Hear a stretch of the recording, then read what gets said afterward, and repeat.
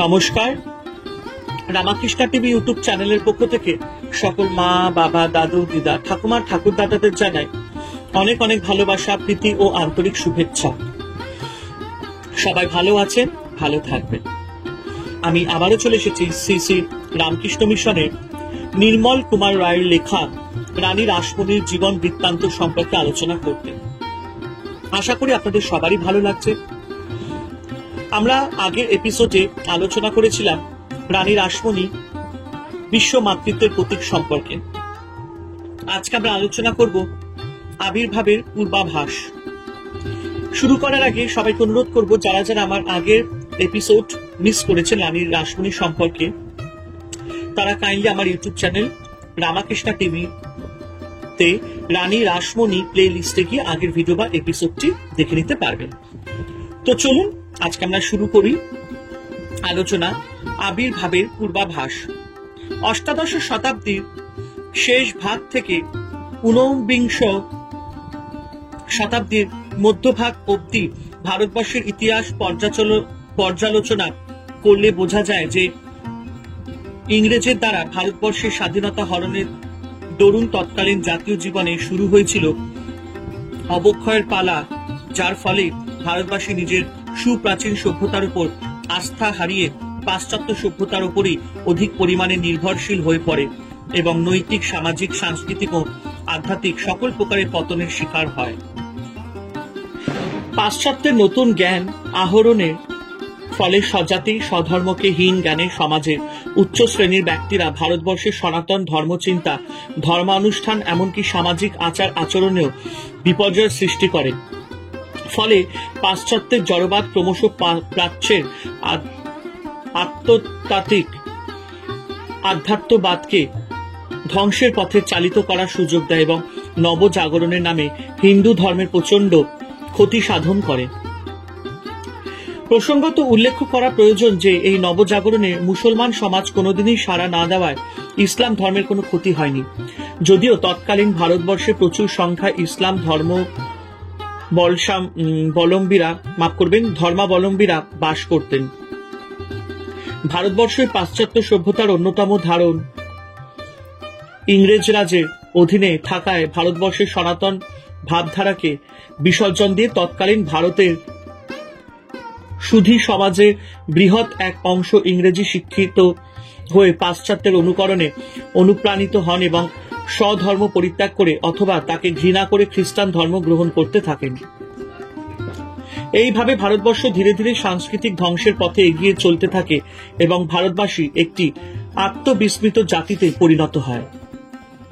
কিন্তু ঊনবিংশ শতাব্দীর দ্বিতীয় পাদের শুরুতেই দেখা যায় ভারতের প্রাণশক্তির বিকাশ এবং সকল বিষয় মতোই বঙ্গদেশই ছিল তার পথপ্রদর্শক।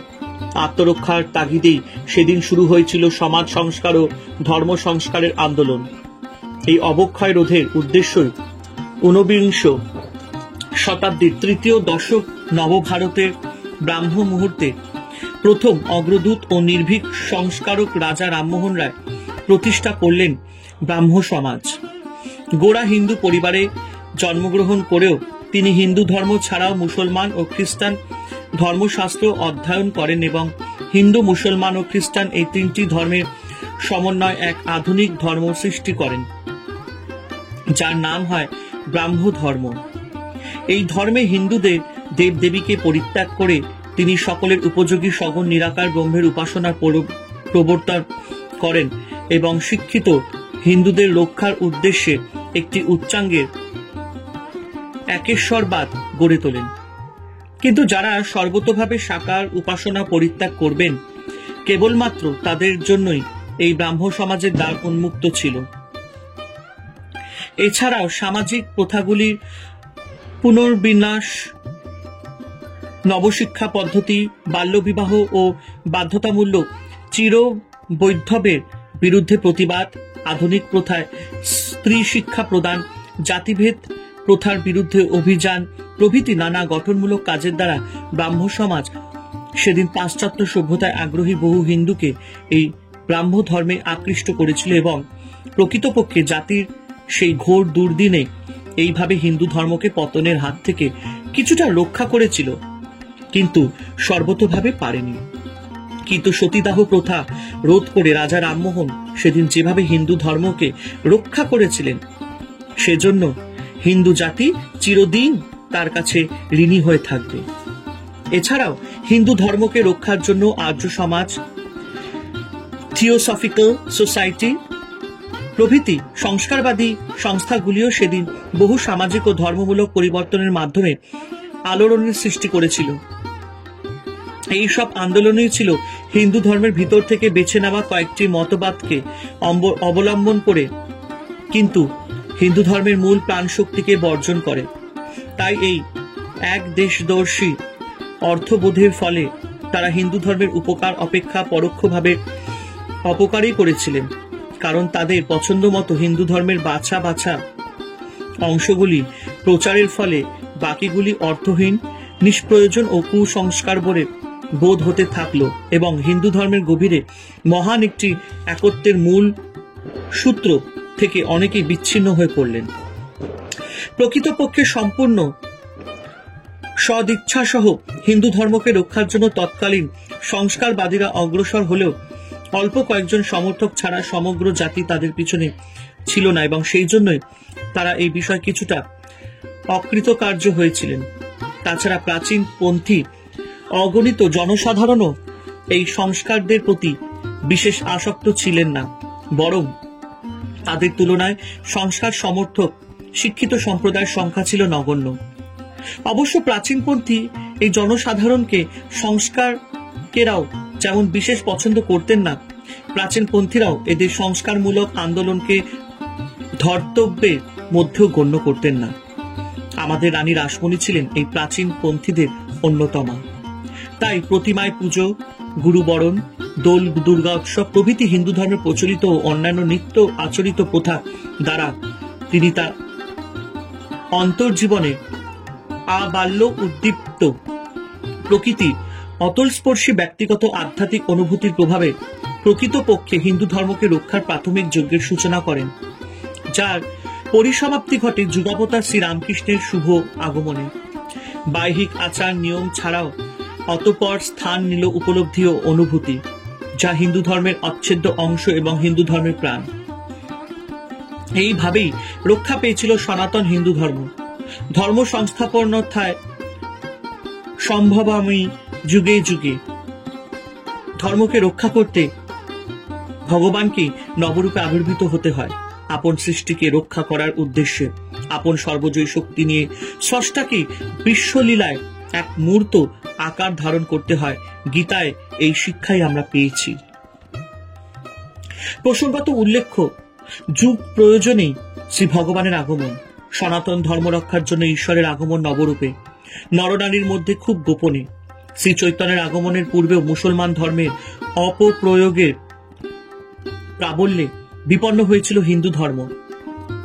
অনগ্রসর হিন্দুরা দলে দলে মুসলমান ধর্মে ধর্মান্তরিত হয়ে আত্মরক্ষায় উৎসাহিত ছিল। এই সময় সনাতন ধর্মকে রক্ষার জন্য ভক্তরূপে ভগবানের আগমন ঘটেছিল মহাপ্রভু শ্রী চৈতন্য রূপে। ঠিক অনুরূপ ঘটনা ঘটেছিল শ্রীরামকৃষ্ণের ক্ষেত্রেও। খ্রিস্টান ধর্মের অপপ্রয়োগের প্রাবল্যে যখন উচ্চ বর্ণের উচ্চশিক্ষিত হিন্দুরা সনাতন হিন্দু ধর্মের প্রতি আস্থাহীন, যখন রাজা রামমোহন রায়, দয়ানন্দ সরস্বতী প্রমুখ প্রখ্যাত ধর্ম সংস্কারগণ তাদের সঠিক পথের সন্ধান দিতে সম্পূর্ণ সফলতা অর্জনে ব্যর্থ, তখন ধর্ম সংস্কারের বদলে ধর্ম সংস্থাপনের সঠিক নির্দেশ পাওয়া গেল ভক্তরূপী ভগবান শ্রীরামকৃষ্ণের নির্ভীক কণ্ঠে। উচ্চ শিক্ষিতদের মাঝে নিরক্ষর মূর্খ সেজে ভগবানের পুনরায় অবতরণ শ্রীরামকৃষ্ণ রূপে সর্বধর্ম সমন্বয় কল্পে লোক শিক্ষার মাধ্যমে। যে উদ্দেশ্যে দুবার ঈশ্বর এলেন দুটি বিভিন্ন রূপে, সে উদ্দেশ্যে নিশ্চয়ই সফলতা লাভ করেছিল। এখানে প্রশ্ন উঠতে পারে যে কেবলমাত্র হিন্দু ধর্মকে রক্ষার জন্যই কেন বারে বারে ভগবান অবতীর্ণ হন এই ভারতবর্ষে? এই প্রশ্নের উত্তরে সংক্ষেপে বলা যায় যে হিন্দু ধর্মই জগতের আদি ও সনাতন ধর্ম। সনাতন অর্থে চিরস্থায়ী বা নিত্য এবং সনাতন ধর্ম অর্থে বেদোক্ত ধর্ম। সুতরাং এই সনাতন ধর্মকেই আঘাত করলে পরবর্তীকালে অন্যান্য ধর্ম বিপন্ন হয়। সেজন্য ইসলাম, খ্রিস্টান প্রভৃতি সকল ধর্মের সাথেই এই বেদোক্ত সনাতন ধর্মকে রক্ষা করার প্রয়োজন হয়ে পড়ে। ইসলাম, খ্রিস্টান, বৌদ্ধ, শিখ প্রভৃতি সব ধর্মই উদারতায় পূর্ণ, কিন্তু কিছু ধর্মান্ধ ব্যক্তিদের বিভ্রান্তিকর কার্যকলাপের ফলে বা ওইসব ধর্মে অপ্রয়োগের দরুন সনাতন হিন্দু ধর্ম যেমন বিপন্ন হয়, তার সঙ্গে অপর ধর্মগুলিও ক্ষতিগ্রস্ত হয়। অবতার পুরুষ যখন আসেন, তখন তিনি কেবলমাত্র একটি জাতি বা ধর্মকে রক্ষার জন্যই আসেন না। তার আগমনের ফলে বিশ্বের যাবতীয় ধর্মই রক্ষা পায় এবং নিজ নিজ পথে সফলতার সঙ্গে অগ্রসর হয়। সুতরাং সনাতন ধর্মকে রক্ষা করার অর্থেই হল জগতের সকল ধর্মকে সুপথে চালিত করা। আবার ভারতবর্ষই একমাত্র দেশ যে দেশের মুনি ঋষিরা ঈশ্বরীয় অনুসন্ধানে এত অগ্রসর ছিলেন, যা পৃথিবীর আর কোথাও ঘটেনি। এই অনুসন্ধানের ফলেই ভারতীয় মুনি ঋষিগণ ভগবানের অস্তিত্ব ও অবতার রূপে তার আগমনের প্রত্যক্ষ প্রমাণ বারে বারে পেয়েছেন, এবং এই অনুসন্ধানের ফলশ্রুতি হিসাবেই এই ভারতবর্ষই বারে বারে অবতার পুরুষকে লাভ করার সৌভাগ্য অর্জন করেছে। অন্যান্য দেশেও যদি ভারতবর্ষের মতো আধ্যাত্মিক বিজ্ঞান বিষয়ক গবেষণা করা হতো, তবে সেক্ষেত্রেও তারাও নিশ্চয়ই এই বিষয়ে সফলতা অর্জন করতেন। যে মাটিতে চাষ হয় সেই মাটিতেই ফসল পাওয়ার সম্ভাবনা থাকে, অন্যত্র নয়। ভারতীয় ঋষিগণের অনুসন্ধান বা গবেষণার ফলে ভারতীয় শাস্ত্রে শ্রী ভগবানের মুখনিসৃত গীতার সন্ধান পাওয়া গেছে, যা আধ্যাত্মিক জগতের একটি পরিপূর্ণ বিজ্ঞান। বিজ্ঞান কখনো অনুমান নির্ভর নয়, সম্পূর্ণ প্রমাণ নির্ভর। আমাদের গীতা সেই প্রমাণ ভিত্তিক আধ্যাত্মিক বিজ্ঞান, একথা অনস্বীকার্য। সেই সংকটকালে শ্রীরামকৃষ্ণের আগমনে সনাতন হিন্দু ধর্ম রক্ষা পেয়েছিল, আর তার আগমন ঘটবে বলেই দৈবাদিষ্টা হয়ে মহিমময় রানী রাসমণি সেই প্রস্তুতি পর্বে নিয়ন্ত্রা রূপে আবির্ভূতা হয়েছিলেন, এ বিষয়ে কোনো সন্দেহ নেই। জাতির ঘোর দুর্দিনে ধর্মকে রক্ষার জন্য সেদিন শ্রীরামকৃষ্ণের সর্বধর্ম সমন্বয়ের যোগ্য এবং প্রধান রূপকারিণী ছিলেন এই রানী রাসমণি। তিনি যে ক্ষেত্রটি প্রস্তুত করেছিলেন, সে ক্ষেত্রটির ফলস্বরূপে শ্রীরামকৃষ্ণের আবির্ভাব। তাই রানী রাসমণিকে বাদ দিলে আধুনিক রামকৃষ্ণ বিবেকানন্দ ভাবধারার গোড়াপত্তনের ইতিহাস থাকে অসম্পূর্ণ, এবং রানী রাসমণিও তার প্রাপ্য যোগ্য সম্মান থেকে হন বঞ্চিতা, যা সমগ্র জাতির কাছে লজ্জাকর ও অপরাধমূলক কাজ।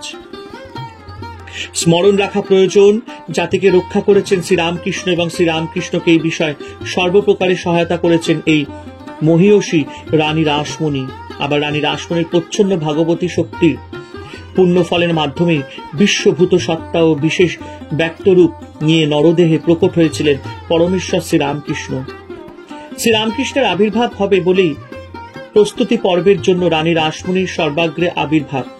এক্ষেত্রে উভয় জীবনেই পরোক্ষভাবে পরস্পরের পরিপূরক, একথা বলতে কোনো দ্বিধা নেই। আর এইভাবে আমরা আজকের আলোচনা আবির্ভাবের পূর্বাভাস সমাপ্ত করিলাম। আশা করি আপনাদের সবারই ভালো লেগেছে। রামাকৃষ্ণ টিভি ইউটিউব চ্যানেলকে সাবস্ক্রাইব করবেন, শেয়ার করবেন এবং অবশ্যই আমার পাশে থাকবেন। হরে কৃষ্ণ কৃষ্ণ কৃষ্ণ হরে হরে, হরে রাম রাম রাম হরে হরে। জয় শুভ শম্ভু, জয় দেবী দুর্গা দুর্গতি নাশিনী, জয় মা কালী।